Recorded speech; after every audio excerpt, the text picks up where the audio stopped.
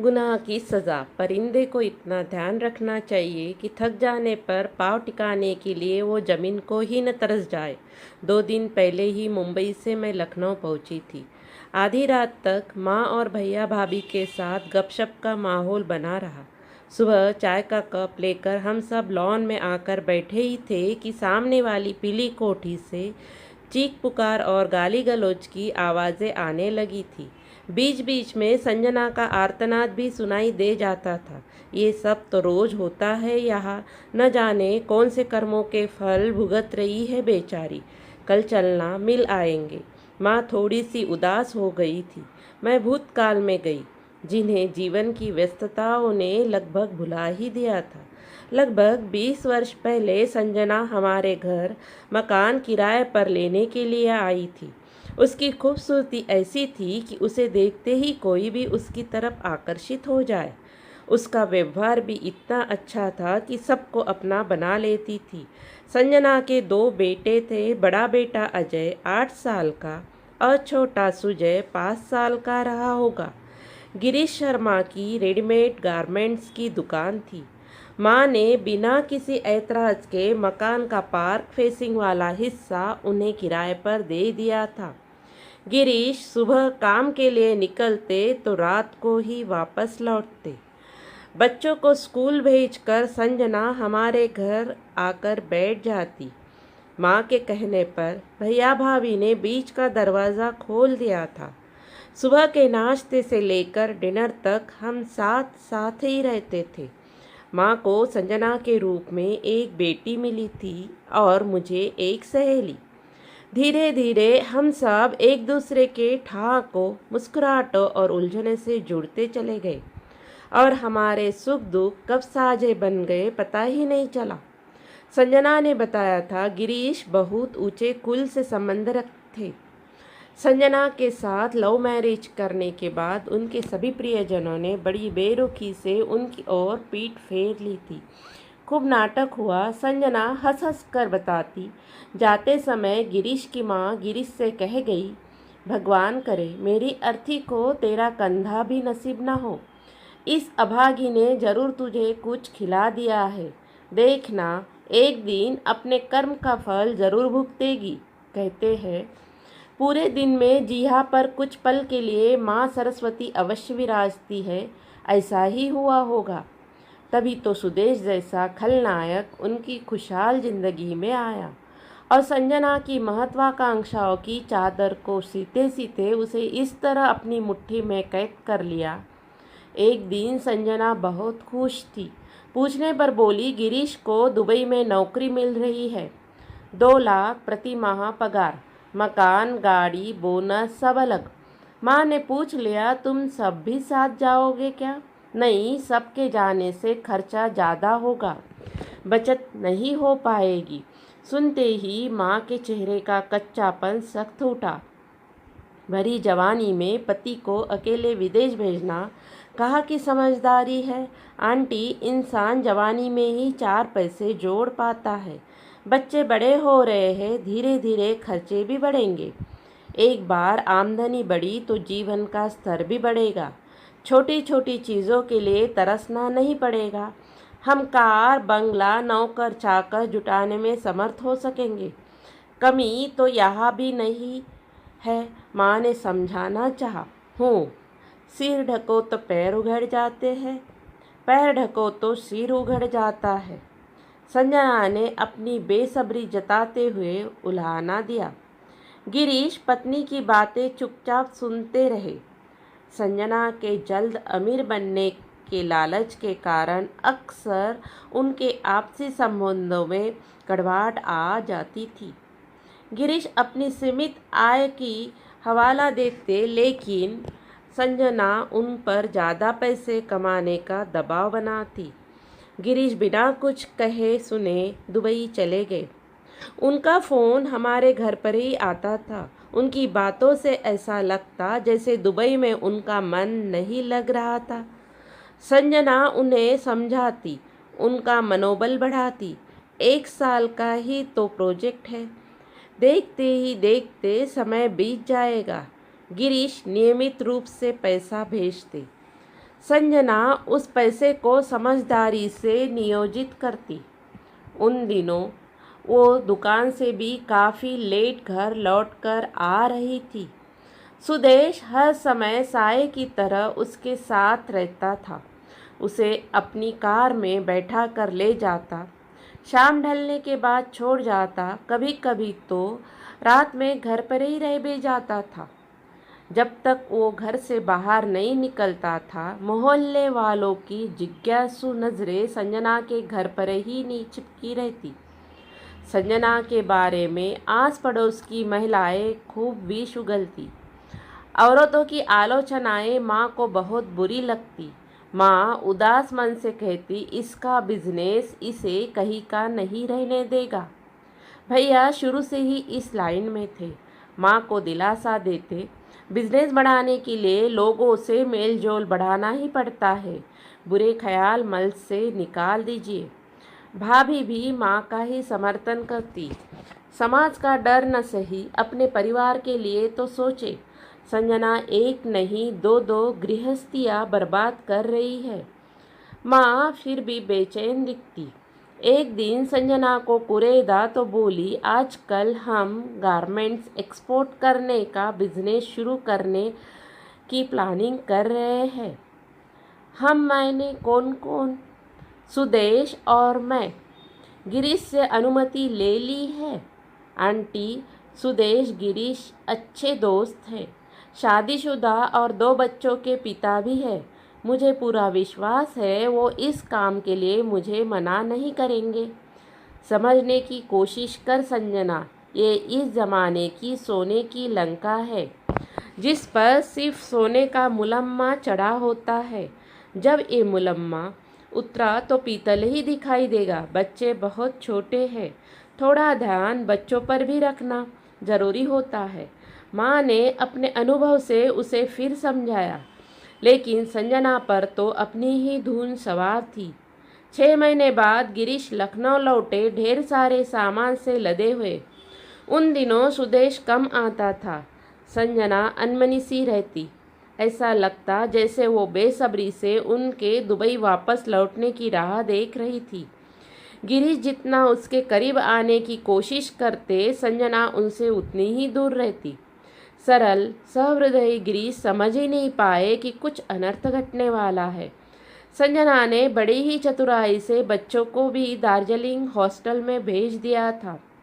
एक दिन शाम का समय था। डोरबेल की आवाज़ सुनकर मैंने दरवाज़ा खोला। दरवाजे पर संजना की नौकरानी खड़ी थी, बदहवास सी। वो सुदेश के बारे में बोल रही थी। ओह, आदमी नहीं भेड़िया है, रात दिन दारू पियत है, मारपीट सो अलग।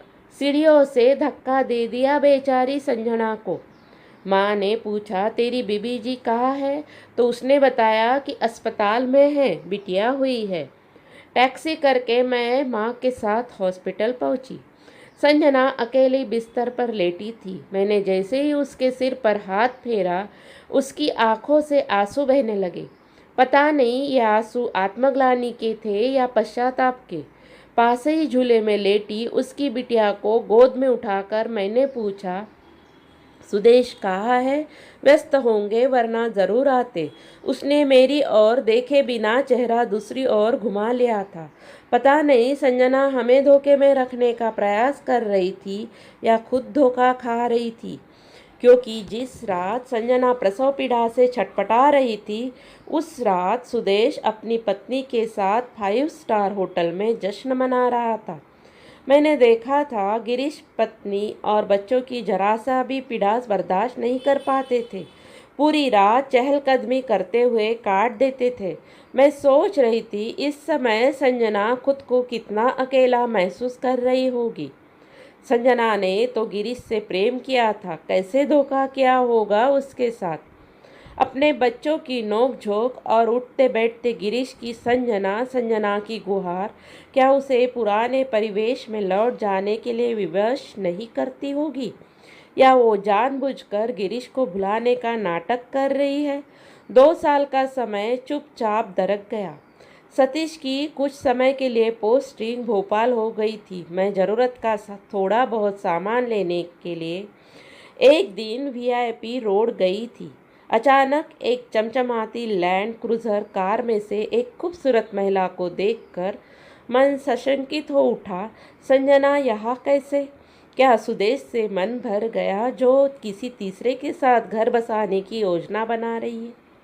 या सुदेश ने खुद ही इसे घर से निकाल दिया? मैंने जानबूझकर उसे अनदेखा किया और घर पहुंच गई। अगले दिन सुबह मेरे मोबाइल पर संजना का फ़ोन आ गया। साधना, मैं तुझसे मिलना चाहती हूँ, मैं कुछ देर बाद तुझे खुद ही फ़ोन करूँगी। मैंने उसे टालने के लिए फ़ोन काट दिया। सतीश मेरे पास ही खड़े थे। सब कुछ जानने के बाद बोले, साधना, किसी की निजी ज़िंदगी से हमें क्या लेना देना? मैं तो कल पूरा दिन ऑफिस में बिजी रहूँगा, चाहो तो उसे लंच पर बुला लो। पति ने सलाह दी। प्रकृति का नियम है, जीवन में हम जिन लोगों से जितना दूर भागना चाहते हैं वह हमें उतना ही अपने पास खींचना चाहते हैं। संजना से मेरा रिश्ता भी तो ऐसा ही था, कुछ प्यार का कुछ नफरत का। अगले दिन संजना अकेली आई थी हमारे घर। आसमानी नीली शिफॉन की साड़ी और दबदब करती मोतियों की माला पहने वो किसी अप्सरा से कम नहीं दिख रही थी। जब तक मैं उससे कुछ पूछती उसने खुद ही कहना शुरू किया, दुबई से लौटकर गिरीश ने अपनी कंस्ट्रक्शन कंपनी खोल ली है। मैं अक्सर यहाँ आती रहती हूँ। सुदेश आने देता है तुझे, इस शर्त पर कि मैं वापस लौटूंगी उसके पास। मेरे मन में द्वंद्व छिड़ गया। क्या गिरीश शर्मा कायर है? क्यों अपनाया उसने संजना को? मान सम्मान प्रतिष्ठा सब कुछ तो ले डूबी संजना उसका। खुद क्यों नहीं दूसरी शादी कर ली उसने? मैंने उसकी खूब आवभगत की, उलाहना भी दिए। अपने सुखद गृहस्थ जीवन का रेखा चित्र खींचते हुए मैं उसे जतलाना चाह रही थी कि इंसान अपनी इच्छा और महत्वाकांक्षाओं पर नियंत्रण रखे तो जिंदगी सुख से गुजर जाती है। रिश्तों की चादर ओढ़कर भी सपनों को सच किया जा सकता है।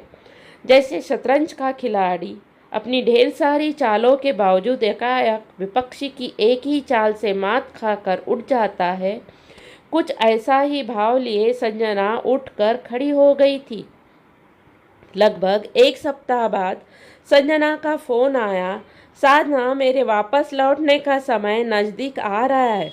हो सके तो सतीश के साथ इस रविवार डिनर पर आ जाओ। गिरीश भी घर पर ही होंगे। गिरीश का शानदार बंगला था। नौकर दरबान दो माली मुस्तैदी से अपने अपने काम में जुटे थे। पोर्टिको में दो दो गाड़ियां खड़ी थी। सामने दीवार पर गिरीश ने अपने पूरी परिवार का बड़ा सा चित्र टांगा हुआ था। साइड स्टूल शोकेस पर हर जगह संजना के ही फोटो रखे हुए थे। हंसती खिलखिलाती संजना, मुस्कुराती संजना, दोनों बेटों को गोद में उठाए हुए संजना। गृह स्वामिनी का दर्प था उसके चेहरे पर। माहौल थोड़ा बदला तो मैंने संजना से सवाल किया, इतनी सुखी गृहस्थी को क्यों छोड़कर जा रही है सड़ास से भरी उस पीली कोठी में, जहाँ उठते बैठते सुदेश तुझे बेइज्जत करता रहता है। मारपीट गाली गलौज विरह की अग्नि में उसका हृदय मानो पके फोड़े सा जल उठा। गणित नहीं है जिंदगी जिसके हर चित्र का एक स्पष्ट उत्तर हो। अचानक ऐसा झंझावत आया और उड़ा कर ले गया मेरी गृहस्थी का सुख चैन। कुछ देर मौन पसरा रहा, फिर उसका अस्पष्ट स्वर उभरा। न जाने किन कमजोर क्षणों में मैं बहक गई और अपना सर्वस्व सौंप दिया सुदेश को। वो घटना कीचड़ की तरह मेरे मन मस्तिष्क से ऐसी चिपक गई है कि आज भी मेरा पीछा नहीं छोड़ती। पर तू खुद भी तो निकल सकती है इस दलदल से। क्यों नहीं लौट आती अपने पुराने नीड़ में, जहाँ गिरीश और तेरे बच्चे आज भी तेरी राह देख रहे हैं। ये कड़वी कसेली यादें बुरे सपने की तरह धीरे धीरे मिटती चली जाएगी तेरे अंदर से। और मेरी शनाया, वो भी तो मेरी ही रक्त मांस का अंश है। मातृत्व बोध उसके चेहरे पर मुखर हो उठा। मेरे सामने वो बरसों पुरानी आत्मीयता की तरह खुलती जा रही थी। सुदेश के साथ ब्याह करने मेरे मन बाद मेरी आंखों से पर्दा हटा तो मैं सुदेश के सामने बहुत रोई, गिड़गिड़ाई, घुटने टेक कर उस नारकीय जीवन से खुद को मुक्त करने और अपनी पत्नी और बच्चों के पास लौट जाने की विनती भी की।